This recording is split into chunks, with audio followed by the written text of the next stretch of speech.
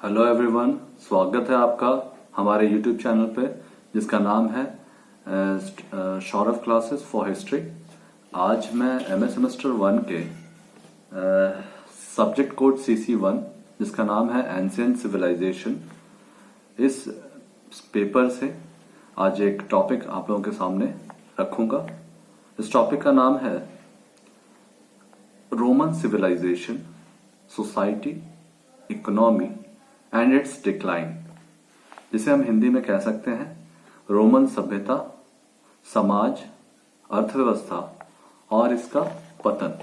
ठीक, तो चलिए अपने विषय को बिना किसी देरी के साथ शुरू करते हैं। और हमें इस टॉपिक से रिलेवेंट क्वेश्चन इस तरीके से पूछे जा सकते हैं कि रोमन सभ्यता की सामाजिक एवं आर्थिक स्थिति से आप क्या समझते हैं, वर्णन करें, और इसके पतन के कारणों का भी वर्णन करें। तो प्रश्न आपको इस तरह से पूछे जा सकते हैं इस टॉपिक से। चलिए स्टार्ट करते हैं। रोमन सभ्यता विश्व सभ्यता में अत्यधिक ही महत्वपूर्ण सभ्यताओं में एक मानी जाती है। इस सभ्यता का ईसा पूर्व में इसकी स्थापना से लेकर सतत विकास ने इसकी महानता की पृष्ठभूमि निर्मित की। 900 ईसा पूर्व में रोम में एट्रस्कन जाति के लोग जो बाहर से आकर बसे थे, इन्होंने अपने परिश्रम से व्यापार व्यवसाय में वृद्धि की तथा अपनी संस्कृति का अन्य देशों की संस्कृति के साथ समन्वय कर एक सुंदर रोम का निर्माण किया। इस काल पर एट्रस्कन जाति का विशेष प्रभाव था, जो कि हम उसके सामाजिक एवं आर्थिक स्वरूप के विस्तृत अध्ययन से देख सकते हैं। तो सबसे पहला हमारा जो विषय होगा वो उनका रोमन सभ्यता की सामाजिक जीवन पे होगा। तो सामाजिक जीवन में हमारा पहला पॉइंट हो जाएगा सामाजिक वर्गीकरण। ठीक है, तो इनका जो समाज था मूलतः दो वर्गों में विभाजित था। एक शासक वर्गों का था जो पैट्रिशियन तथा दूसरा वर्ग जो था वो टिल्बियन कहलाता था, जो शासित वर्गों का था, जिन पर शासन किया जाता था। शासक वर्ग का संपूर्ण शासन व्यवस्था पर अधिकार था तथा ये लोग काफी संपन्न थे, जबकि दूसरी ओर शासित वर्ग काफी गरीब थे तथा उनका जीवन अत्यंत ही कष्टमय था। इस शोषित वर्ग को दास के रूप में कार्य करना पड़ता था। अपने स्वामी की आज्ञा नहीं मानने पर इन्हें भूखे शेरों के बीच छोड़ दिया जाता था। शासक वर्ग शोषित वर्ग का आर्थिक, शारीरिक, मानसिक सभी प्रकार से शोषण करते थे। शासक वर्ग शोषित वर्ग को पूर्णतया दास के रूप में कार्य लेते थे। इस प्रकार समाज में बहुसंख्यक जनता दास के रूप में अपना जीवन निर्वाह करने के लिए मजबूर थी। ठीक है, अब हमारा दूसरा पॉइंट जो होगा वो उनका पारिवारिक संगठन होगा कि रोमन समाज का पारिवारिक संगठन किस प्रकार का था। रोमन समाज की इकाई परिवार थी। वृद्ध एवं श्रेष्ठ व्यक्तियों की आज्ञा पालन परिवार के सभी सदस्य सहर्ष किया करते थे। परिवार का प्रधान पिता होता था तथा वह परिवार का सर्वोसर्वा माना जाता था। परिवार में तलाक देने की प्रथा भी विद्यमान थी। अब इसका हमारा तीसरा पॉइंट है स्त्रियों की दशा। ठीक है, परिवार में स्त्रियों को महत्व दिया जाता था। घरेलू मामलों में उनके परामर्श को भी माना जाता था, लेकिन बहुविवाह, बाल विवाह, दहेज प्रथा, वेश्यावृत्ति आदि के कारण स्त्रियों का सम्मान इस काल में जाता रहा। धनी व्यक्ति 6 से 7 विवाह करते थे। वे आसानी से तलाक भी ले लेते थे और दूसरा ब्याह कर लेते थे। इस युग में स्त्रियों को जननी की अपेक्षा कामिनी के रूप में देखा जाता था। आगे चलकर स्त्रियों की स्थिति निरंतर कमजोर होती चली गई। अब इनके सामाजिक जीवन का चौथा महत्वपूर्ण बिंदु होगा मनोरंजन और भोग विलास। ठीक है, इस काल में मनोरंजन हेतु नृत्य, सर्कस, जानवरों की लड़ाई, रथ दौड़, ग्लैडिएटर प्रतियोगिता आदि काफी प्रचलित थे। रोमन द्वंद्व युद्ध करते थे और जिसमें भाग लेने वाले वीर योद्धा ग्लैडिएटर कहलाते थे। ये गुलाम या फिर घृणित अपराधी होते थे। इस खेल का आयोजन एक घिरे हुए स्थान पर होता था जो कोलोजियम कहलाता था। इस कोलोजियम में योद्धाओं को छोड़ दिया जाता था। ये एक दूसरे के खून के प्यासे की भांति लड़ते थे। इस तरह रोमवासी अपना मनोरंजन करते थे। इस तरह के युद्ध देखने के लिए बहुत सारे लोग वहां एकत्रित होते थे। रोमनों में भोग विलास भी कूट कूट के भरा हुआ था, लेकिन यह केवल शासक वर्ग के लोगों के लिए ही था।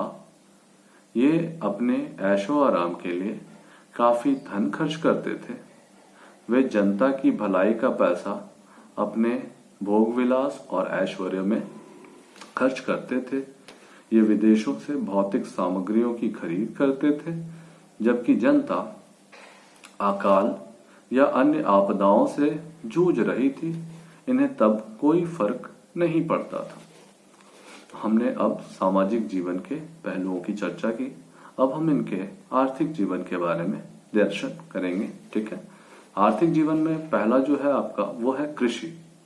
रोम की भूमि काफी उर्वर थी। इस कारण यहाँ अनेक लोगों की आजीविका का मुख्य आधार कृषि होता था। ये लोग अनाज, दलहन, फल, सब्जियों आदि की खेती करते थे। इसकी कृषि व्यवस्था परंपरागत तकनीक पर ही आधारित थी। रोम की आबादी का बहुसंख्यक हिस्सा कृषि पर आश्रित था। दरअसल शासकों द्वारा कृषि के विकास हेतु ध्यान नहीं दिया गया था, जिसके कारण कृषि की अवस्था काफी दयनीय बनी हुई थी। इनके खेत छोटे होते थे, लेकिन गरीबी और अकाल के कारण इन्हें अपनी जमीन धनी व्यक्तियों को बेच देना पड़ता था। ये धनी लोग गरीब किसानों की जमीन खरीदकर एक विशाल फर्म स्थापित कर लेते थे और उन्हीं किसानों से खेती करवाते थे। इस कारण किसानों ने कृषि कार्य में रुचि लेना बंद कर दिया था, जिससे कृषि की अवनति होनी शुरू हो गई थी। इनके आर्थिक जीवन का दूसरा महत्वपूर्ण पहलू वाणिज्य व्यापार था। ठीक है, तो वाणिज्य व्यापार, रोमन सम्राटों ने वाणिज्य व्यापार के विकास पर विशेष ध्यान दिया। इस कारण रोम एक कुशल व्यापारिक केंद्र बन गया। इस दौर में व्यापार के विकास ने सैकड़ों शहरों के उदय का मार्ग प्रशस्त किया। ये शहर व्यापार के केंद्र के रूप में विकसित हुए। इनका व्यापार जल तथा स्थल दोनों मार्गों से होता था।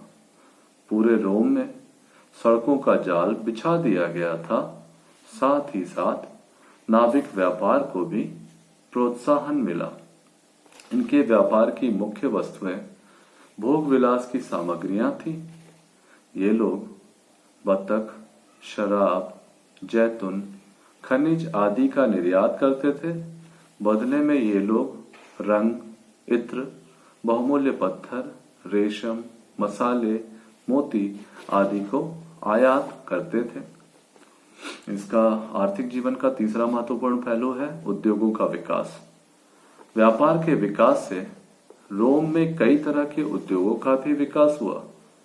सड़कों एवं बंदरगाहों के निर्माण हेतु कई कारीगरों की आवश्यकताएं हुई तथा इससे संबंधित उद्योगों को विकसित किया गया। धातु, लोहे, चमड़े आदि से संबंधित उद्योग स्थापित किए गए।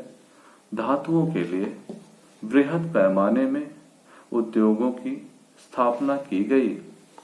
आर्थिक गतिविधियां व्यक्तिगत आधार पर दस्तकारों और व्यापारियों के हाथों के बजाय उनके संघों अथवा श्रेणियों के हाथों में रही। इन संघों को राज्याश्रय मिलता रहा, जिससे उद्योगों का भी काफी विकास हुआ। इनके आर्थिक जीवन का एक और महत्वपूर्ण पहलू है पशुपालन। चौथा पॉइंट होगा हमारा। कृषि एवं निजी कारणों से रोमनवासी पशुपालन भी करते थे। वे घोड़े, गधे और बकरे पालते थे। मांस के लिए सूअर और मुर्गी भी रखते थे। बोझा ढोने के लिए गाय, बैल, गधे आदि का इस्तेमाल किया जाता था। तो इस प्रकार से हमने देखा कि रोमन साम्राज्य की सामाजिक और आर्थिक दशा को। अब हम रोमन सभ्यता के पतन के कारणों को देखेंगे, क्यों उनका पतन हो गया। तो सबटाइटल होगा रोमन सभ्यता का पतन। रोमन शासकों ने साम्राज्यवादी नीति के तहत साम्राज्य की सीमा का काफी विस्तार कर दिया था, लेकिन इस साम्राज्य के कुशल प्रशासन की समुचित व्यवस्था नहीं की गई, जिसके कारण रोम की आंतरिक दशा निरंतर बिगड़ती चली गई।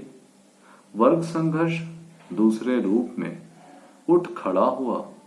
किसानों की दशा बहुत खराब हो चली थी। वर्ग संघर्ष दूसरे रूप में उठ खड़ा हुआ। बाहरी युद्धों में व्यस्त रहने के कारण उनकी भूमि उनके हाथों से निकलती चली गई। लौटने के बाद मनोवैज्ञानिक परिवर्तन के कारण उनके मन में अब खेतों में नहीं लगे। लूट का माल भी उन्हें नहीं मिला था। साम्राज्य विस्तार से प्राप्त धन सीनेट के सदस्यों तथा उनके संबंधियों को ही प्राप्त हुआ था। इस प्रकार साम्राज्य विस्तार ने संपन्न कुलीनों की संपन्नता तो बढ़ा दिया, दूसरी ओर साधारण जनता दिन प्रतिदिन दरिद्र होती चली गई। इस कारण दोनों वर्गों में पारस्परिक वैमनस्य प्रारंभ हुआ।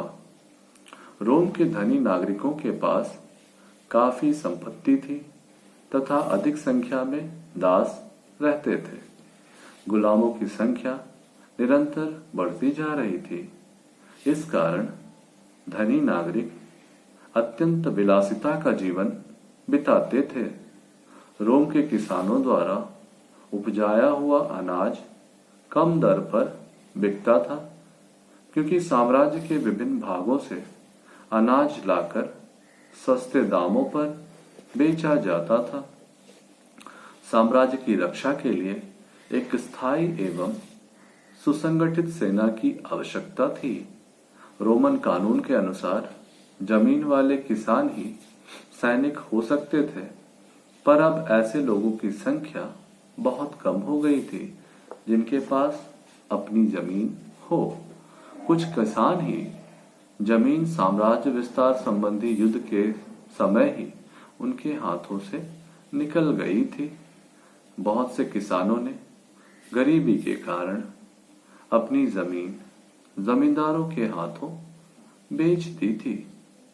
अब रोम में भूमिहीन मजदूरों एवं गुलामों की संख्या अधिक थी। इन अवस्थाओं ने विशाल रोम साम्राज्य के अस्तित्व को कायम रख पाने की स्थिति को लगभग असंभव बना दिया। साम्राज्य के नागरिकों की साम्राज्य के शासकों के प्रति निष्ठा समाप्त होती चली गई। गरीबी अपने चरम अवस्था पर पहुंच गई। गुलामों एवं भूमिहीन कृषकों की समस्या भी काफी उग्र रूप धारण कर रही थी। साम्राज्य के विघटन को रोकने के कुछ प्रयास अवश्य किए गए, लेकिन वे सभी असफल सिद्ध हुए और धीरे धीरे संपूर्ण साम्राज्य का विभाजन हो गया। इस प्रकार हमने देखा कि रोमन साम्राज्य की सामाजिक और आर्थिक दशा कैसी थी। दरअसल रोम में जो जाति शासन कर रही थी, उस जाति के लोगों को एट्रस्कन जाति कहा जाता है, जो बाहर से आकर रोम में बसी थी। उन्होंने वहां के बहुसंख्यक आबादी पर शासन किया और जो शासक वर्ग थे उनको पैट्रिशियन कहा जाता था और जिन पर वे शासन कर रहे थे उनको टिल्बियन कहा जाता था। और दोनों के बीच व्यापक आर्थिक असमानताएं देखी जा सकती थी। इनका जो सामाजिक वर्गीकरण था वो पूरी तरह से असंतुलित हो चुका था। समाज काफी रूढ़ हो चुका था। महिलाओं की स्थिति दिन प्रतिदिन गिरती चली जा रही थी। इनके मनोरंजन के साधन भी अलग किस्म के होते थे। वे ग्लैडिएटरों की लड़ाई और जानवरों का युद्ध और नृत्य, सर्कस आदि में विशेष रुचि रखते थे। दास रखने की भी व्यापक प्रथा थी। इस कारण धनी वर्ग जो थे भोग विलास और ऐश्वर्य में अपना जीवन जी रहे थे। उन्हें समाज की कोई चिंता नहीं थी और समाज की दिन प्रतिदिन अवनति होती जा रही थी। वो उसका स्तर निरंतर गिरता चला जा रहा था। दूसरी ओर उनकी आर्थिक दशा में हम देखें तो उनकी आर्थिक दशा का मुख्य आधार कृषि थी, क्योंकि उनकी भूमि जो थी वो काफी उर्वर हुआ करती थी। लेकिन इसके बावजूद उन लोगों ने कृषि के विकास पर समुचित ध्यान नहीं दिया और कृषकों को जब उनका व्यवसाय से ज्यादा लाभ नहीं मिल पा रहा था तो उन्होंने अपने जमीनों को बेचना शुरू कर दिया और इस व्यवसाय से वो अलग होने लगे। साथ ही पशुपालन के रूप में भी वे अपना जीविका पालन करते थे। लेकिन धीरे धीरे ये सारी चीजें जो है कृषि, पशुपालन, वो अवनति के दौर में देखा गया और केवल व्यवसाय को, जो वाणिज्य व्यापार था, उसको शासकों का संरक्षण प्राप्त था।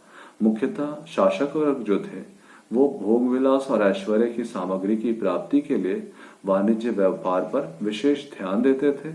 इसके अलावा उनको वहां की जनता और वहां के लोगों की कोई चिंता नहीं थी। इस वजह से रोमन साम्राज्य का अस्तित्व ज्यादा दिनों तक नहीं रह सका। अयोग्य उत्तराधिकारियों के काल में और प्रशासन की कार्य क्षमता जो थी निरंतर गिरती चली गई। सैनिकों का जो नियम था कि जिनके पास कुछ खुद की कृषकीय जमीन होगी वही कृषक सैनिक के रूप में कार्य कर सकते थे, तो ये भी धीरे धीरे खत्म होता चला गया और रोमन साम्राज्य का अस्तित्व संकट में पड़ गया। धीरे धीरे उनके साम्राज्य के कई भाग विखंडित होते चले गए और उनके शासक इस विखंडन को रोकने में पूरी तरह से अयोग्य थे। इस प्रकार से हम इस विषय पर बहुत अच्छी तरीके से लिख पाएंगे। अगर आपको कोई आशंका या कोई मन में सवाल हो तो आप मुझसे मेरे कमेंट सेक्शन में जाकर सवाल पूछ सकते हैं। मैं आपको उसका जवाब जरूर दूंगा और आप हमारे वीडियोस को लगातार देखते रहिए।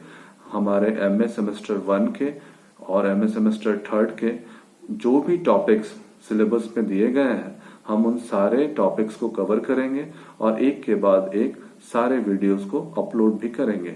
इसलिए आप उन चैनल्स को सब्सक्राइब भी कीजिएगा और उनको लाइक भी दीजिएगा, उससे हमारा मनोबल भी बढ़ेगा।